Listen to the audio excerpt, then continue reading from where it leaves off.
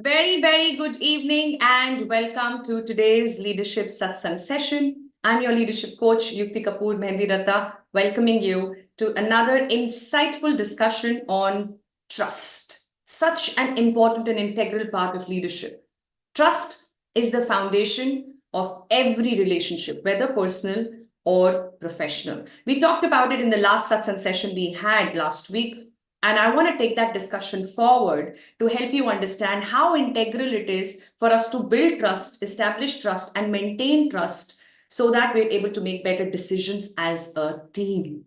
Trust has a direct impact on our decision making that we do as a team collectively, and therefore the impact that it has on the organization's growth. So let's go deeper into that in a bit.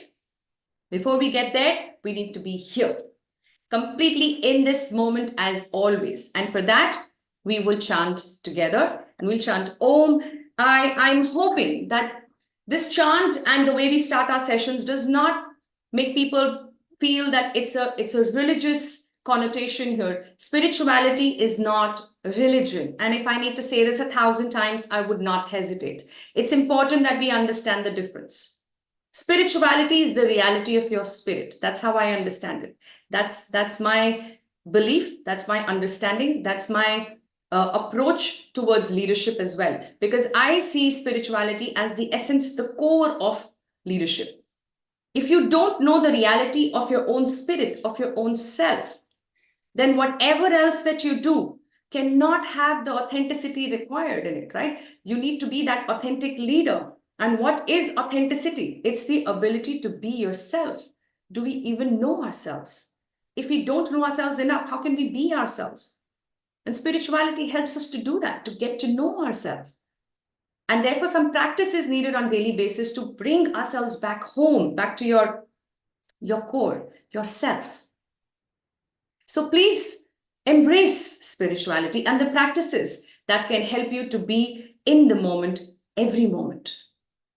Let's take this moment to come back in here completely with this chant, which is a universal chant, the most powerful chant because of the vibrations that it creates. And so I would like you to create those vibrations in your own space if you can, and chant out loud.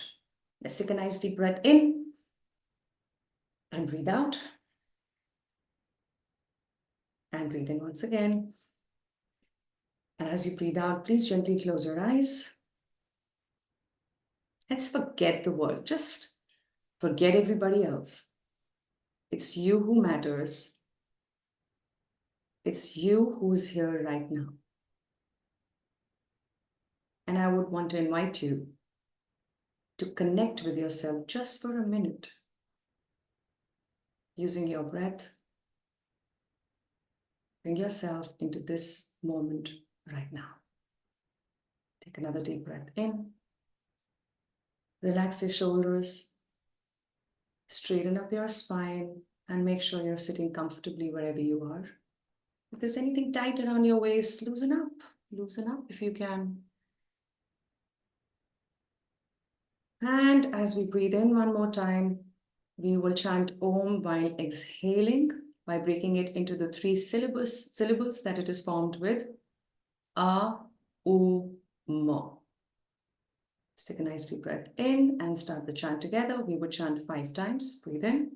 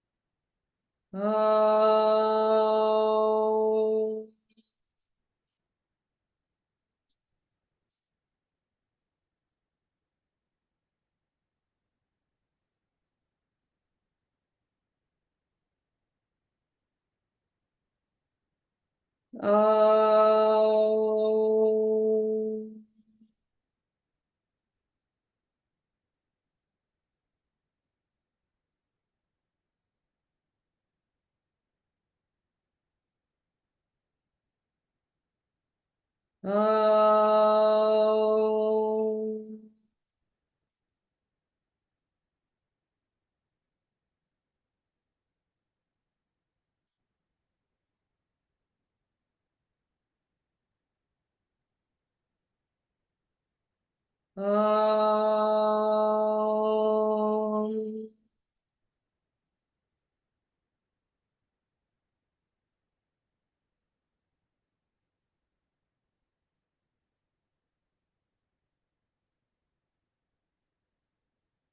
Shanti. Shanti. Shanti.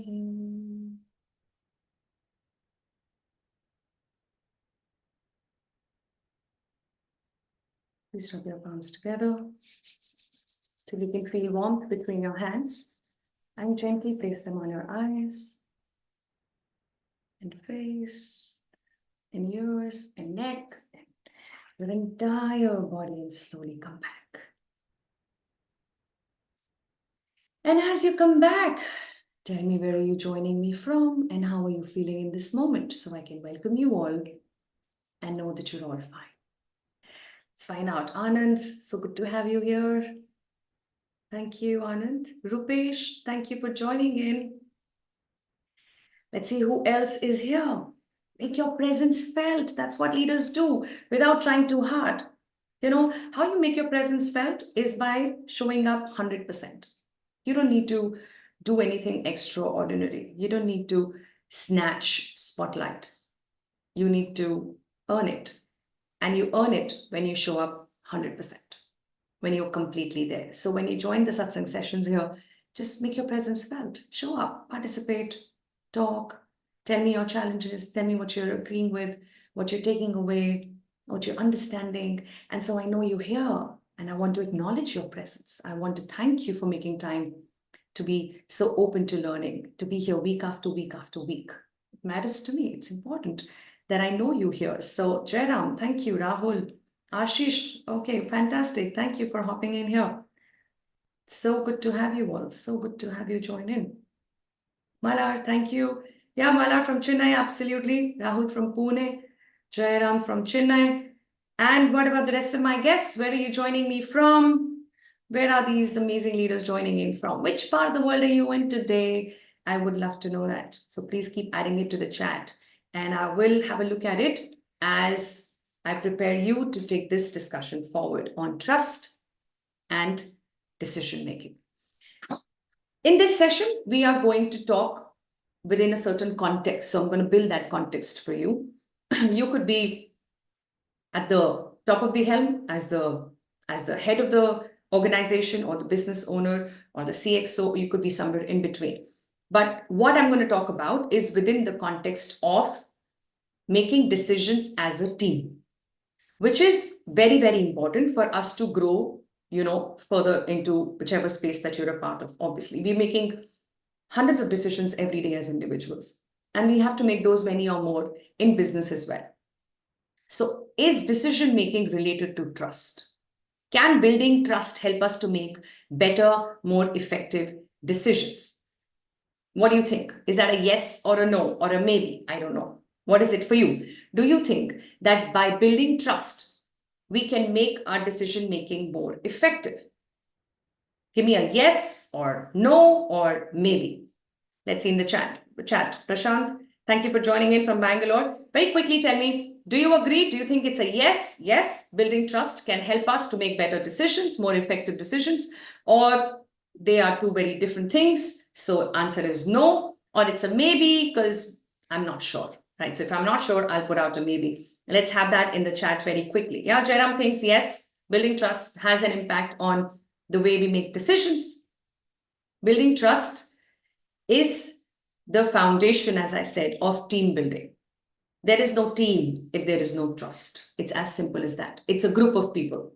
But that group of people comes together towards a common goal when there is trust established between this group of people. What makes a group of people a team is trust. Trusting each other. Having a trust in other people, knowing that they have your interest in mind as well. That is how important it is to have trust. Without trust, you cannot even engage in good conflicts. There are organizations and teams, or even leaders I have met personally, who take a lot of pride in the fact that there are no conflicts in their team. I say, हमारी team बड़ी peaceful है भाई, कोई conflict ही नहीं होते, सब एक दूसरे से एग्री करते हैं. because you don't have conflict, does it mean that there is agreement? I don't think so. I think if you don't have conflict, it could also mean that people don't care to disagree. I don't care to disagree because I'm not taking any ownership here. I don't care. Right? Whatever you want to do. I'm here to do my job. I'm going to come at 9. I will leave at 5. I want my salary and everything else that comes with it. Right? So why should I engage in conflict if I don't care? It's only when I care that I will care to disagree. So disagreements and conflicts are good as long as they're healthy. What makes them healthy is trust. I trust that people understand my abilities. I trust that if I fail, they will not discard me. They will not dump me. They will support me. That's how I will learn. That needs trust. Without trust, conflicts cannot happen. And without conflicts, growth is not possible. Conflicts are needed. What is conflict? A challenge. Somebody challenging you to do things differently, see things differently. That happens in an environment where there is trust. Right? And without those conflicts, commitment and accountability is not possible, without which obviously you can't get the results that you want. So how important is trust? Trust is important because it creates reliability. If I can rely on you, I tell you do this and I know it will be done, then I trust you. That's called reliability. Very important in a team.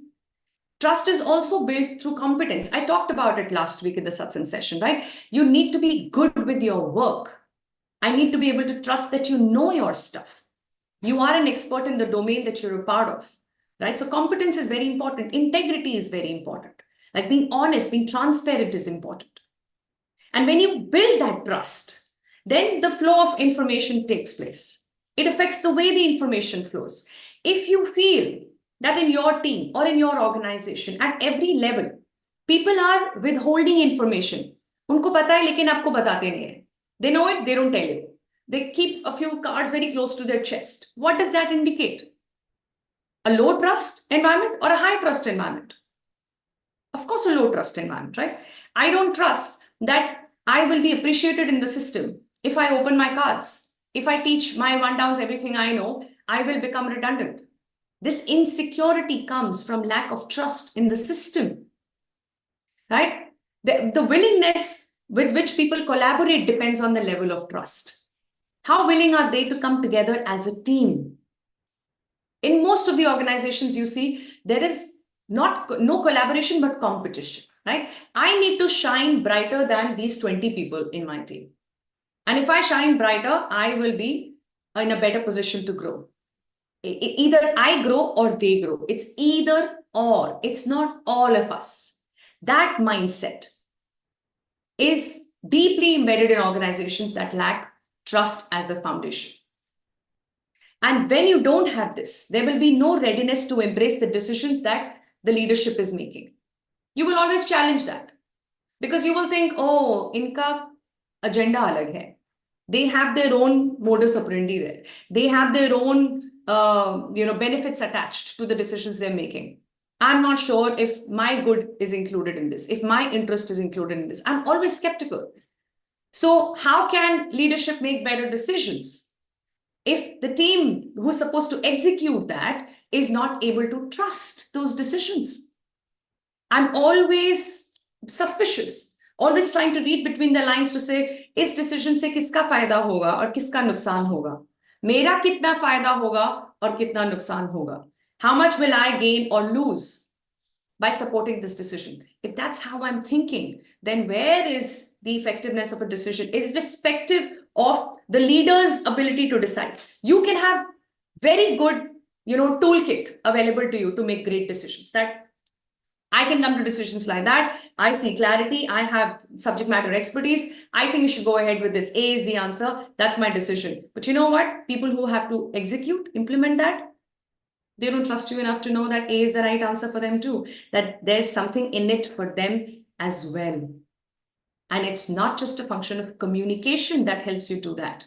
It is first building trust, which is not limited to you being sweet to people, a sweet talker. That's not how we establish trust.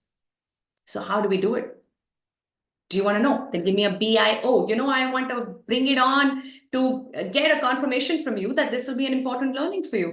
And if it is, I want to share a case study today, a real case study of someone who at one point was also listed as one of the top 3, the third best leader in the world. Who am I talking about? I'm going to tell you once I see a BIO in the chat.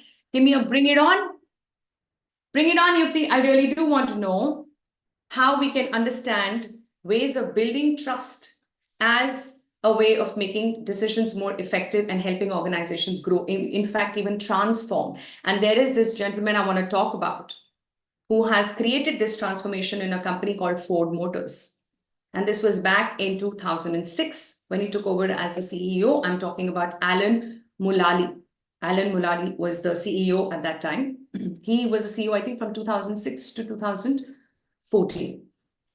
When he took over, let me just share my slides with you all and take you through the situation first before I tell you the strategies that he implemented to transform the organization. So when he took over Ford was experiencing annual losses of billions of dollars, right? It was in a bad situation financially, as much as even at people level, there were challenges that the organization was facing.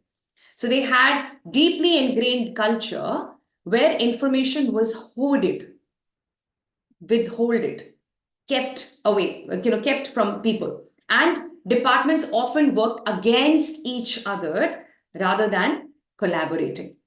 The competition was which department is on top of their goals. Instead of all departments coming together to achieve that bigger picture, there was no clarity of the bigger picture before he took over as a CEO. What were some of the challenges, in the face challenges he was facing? Whenever there is lack of trust, you will see similar challenges. So I have put them under three main categories. Hesitation and doubt. So what a hesitation and doubt he faced? People are withholding information because there is hesitation, there is doubt on other people's intentions, right? Fearing blame. Everybody fears that if something goes wrong, they will be blamed. Or retribution for bad news. I don't want to talk about what went wrong. Let them figure out. I don't want to be the messenger who goes with the bad news. When this happens, there is hesitation and doubt in the system, right? And what does it lead to?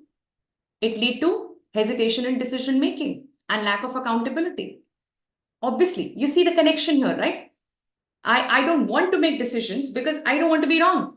And that is why so many of us are not able to make decisions in our own life also. अपनी life में अपनी जिंदगी के लिए हम decision नहीं ले पाते कभी-कभी क्योंकि हमें लगता है कि गलत हो गया तो what if I make a mistake? I don't want to take the blame of doing something wrong, so let me not decide. Even if it is something as simple as going to a restaurant for dinner, I know a few people who would not make a suggestion on where to go because they think that if others don't like the food, they will be blamed. मुझे बोलना ही नहीं है. I'm okay to go anywhere. Let somebody else decide. Where is this hesitation coming from? Think about it. It's this whole culture of blaming, right? Or withholding information. So hesitation and doubt is a very big challenge that you will face if you've not worked on building trust. Resistance to change will also happen. अगर trust नहीं है ना, तो change establish करना बहुत मुश्किल है.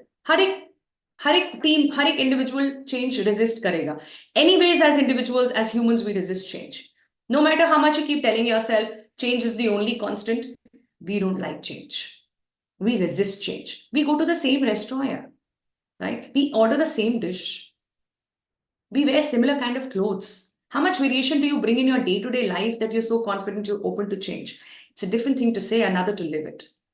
And that becomes even more difficult if there is lack of trust, right? Because then you will be resistant to new ideas and strategies. Like, why should we do anything differently because Yukti is saying so? Like, what is her intention behind it? She has these other two people in mind who she will help to grow. Does not include me. These are the thoughts that will run on your mind. Departments were productive of their turf and protective of their turf and skeptical of leadership.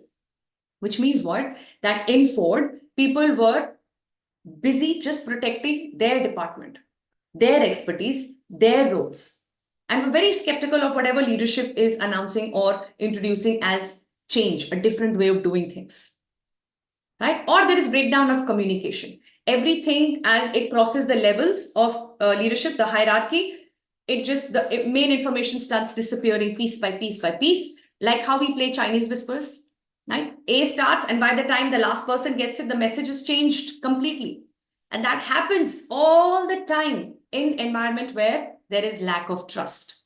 And all these things, hesitation and doubt, resistance to change, breakdown of communication, all this leads to hesitation in decision making and lack of accountability. No one takes the accountability of the results or lack of it.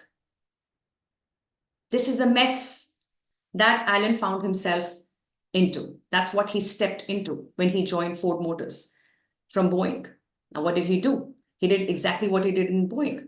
He brought in his strategy, which he calls as working together. I would encourage you to look up on Alan Mulally on YouTube. You will find a very interesting TED talk also that he's delivered when he will expand upon this idea of working together. Very useful. I'm going to give you a glimpse of the strategies that I have seen him use in both the organizations. Right? So let's look at the strategies. If you are with me, give me a with you in the chat. And then I will know that you are absolutely connected, aligned with what we're talking about. You know the situation of this case study. Here is a company like Ford Motors, all over the place, running financial losses as big as into billions. People are competing against each other. No one wants to listen to anyone. They're not working as a team. They're not collaborating. They're competing. It's about survival of the fittest. That's the jungle in which Alan Mulally steps in as CEO and transforms the organization. How did he do that is what I want to share with you in the next 5 minutes. If you are willing, if you are with me, so give me a with you in the chat. Yeah, Vijay Kumar, thank you so much. Chidananda, thank you. Thank you for confirming. Praveen, fantastic. Thank you, everyone. All right, let's see what strategies did he use. And these are the strategies which are absolutely easy to implement as long as you understand how to do it. So the first thing is to work on consistent and transparent communication.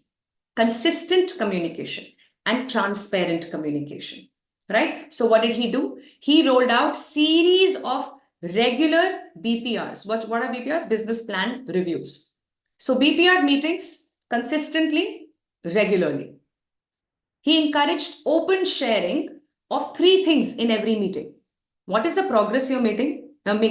What are the challenges that you are meeting? And what failures have you faced?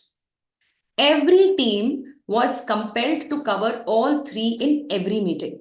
What progress have you made from last month if it's a monthly review? What challenges did you face last month? And what failures have you come across? No failure means you did not try anything new. So what are we doing here? We're changing the entire tonality of how we speak to each other in the company. It's not about, oh my God, you failed again. It's about, oh God, you haven't failed. Is it because you're not trying anything new? Is it because you're in your comfort zone all the time? So now failure becomes a thing for us to talk about instead of a thing for us to hide. And that was a great shift, a huge shift in the culture of Ford Motors at that point. So consistent and transparent communication, initially it was difficult, but eventually it is what created the shift. People became open-minded. People became open to listen, open to challenge and being challenged. The second thing he did was to demonstrate integrity and competence at his level first. You've got to walk the talk, right? As leaders, there is no option. You have to walk the talk. So how did he do that? Mulally consistently showed his commitment to the company by staying positive, focused, and consistent in his approach. Whatever he asked his 1-downs, 2-downs to do, he did the same first. He led by example, showing respect and support for every team member's contributions. And he ensured that recognition is put out across levels by himself, and then made that into a culture within the organization, where recognition became like a normal thing, where appreciation became the way we acknowledge each other, the way we work with each other. Culture takes a time to settle in, but the shift needs to happen from the top. Culture has to be led from the top. It trickles top down. The way you behave as the head of the family, the head of this organization, is how you should expect other people to follow. There is just no other way, right? So if you're at the top, it's that much your responsibility to set in the right culture. And what's most important is that that culture is driven towards establishing rock solid trust.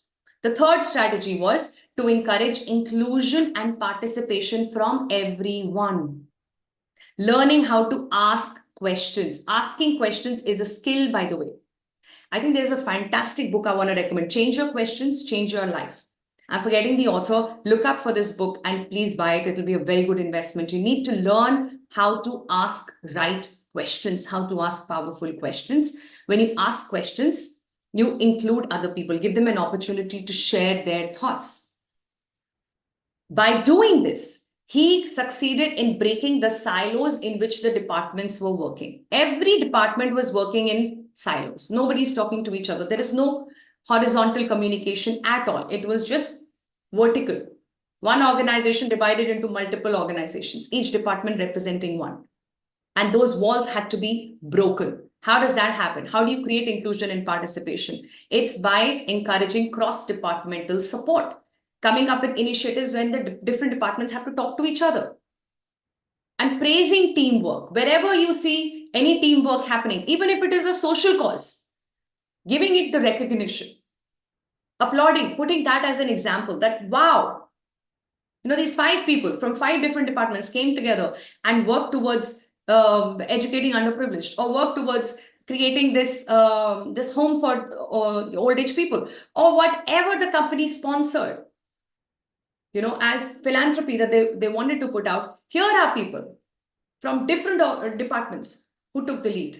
Every single opportunity that you get where people can come out of their rigid walls and meet each other in a common place needs to be acknowledged.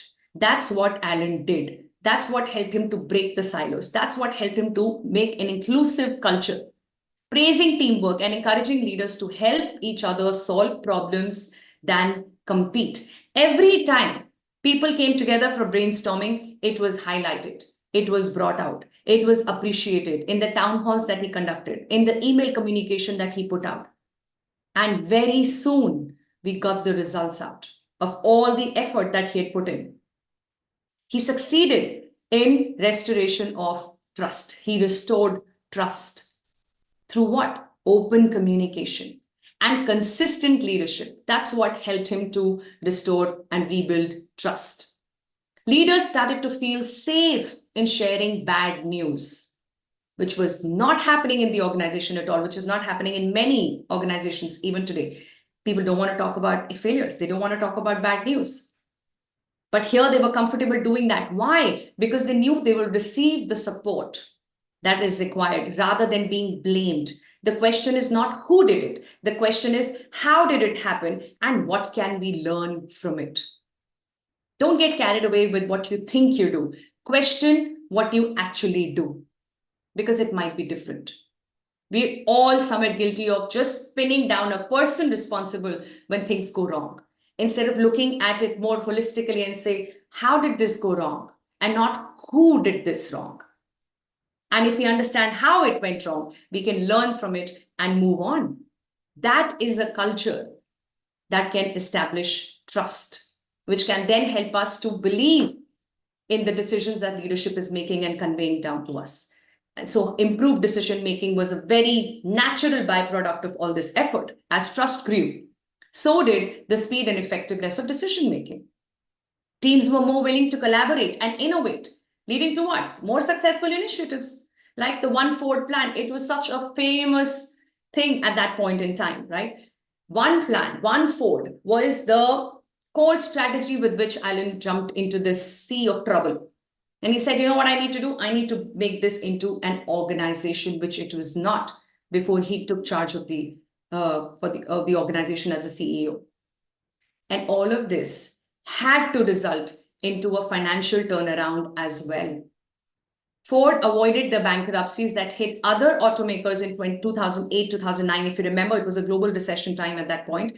And they returned to profitability, reflecting the success of these strategies directed not towards product, not towards process reengineering, but towards something much softer that we don't look at and give credit to. And that's about building trust.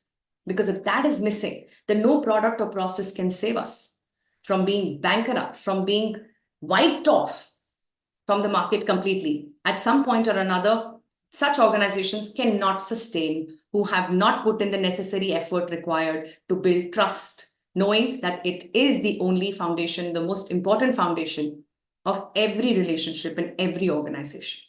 So a quick recap of this marvelous story of success, of transformation by Alan Mulally, the CEO of Ford and Boeing, where the situation was as grave as not only financial losses, but also a very negative, toxic culture. And despite all the challenges he faced, the strategies were revolving around building trust. And that has helped him to create an environment where decision-making was improved and was made more effective, eventually leading to a financially more positive situation, more powerful situation in the market, holding the biggest market share. And more importantly, the respect that the company earned with their strategy called One Ford Plan. I hope this is opening up something for you and giving you ideas on how you can create such a strategy for yourself, for your organization, for your team. How can you spearhead it with the learning that you're taking away from this session? If it was a useful session, give me useful. You can also say mind-blowing. I love that word mind-blowing, like it blows your mind. You said, this blew my mind. It was mind-blowing. If it was mind-blowing, give me mind-blowing in the comments, or give me useful if you thought this was useful. And if it is useful, I would love to know, what was your takeaway? What's your specific takeaway from what we discussed today about trust and decision making? Because that is what you will bring to life. And with that little change, you will see a big, big difference. I really do hope this was a useful session for you. And I want to thank each and every one of you for making time to join in for the satsang session. Next week, when we meet, I will present to you another important and interesting insight again on trust, given that that's my focus with a community that I run. It's a paid community on WhatsApp called Mindful Masterminds. And there we are learning how to build trust. Every month, there is a new course that I put out. So this month, it's all about trust, and all the satsang sessions are to support the Mindful Mastermind learning. In the process, I'm glad that you're taking away something as well. If you're interested to be the community member, just mention that in your comments, say Mindful Masterminds, and somebody from my team will definitely reach out with an invitation for you to be a part of the community. Till then, please bring all this learning to life and make that fun while you're at it, because we need to be playful as leaders at all times. And that's where we get our energy to do some difficult things at times when we need to. Thank you so much once again. I will see you next week with another important insight in the space of leadership and spirituality. Till then, take very good care of yourself. Thank you. God bless you all.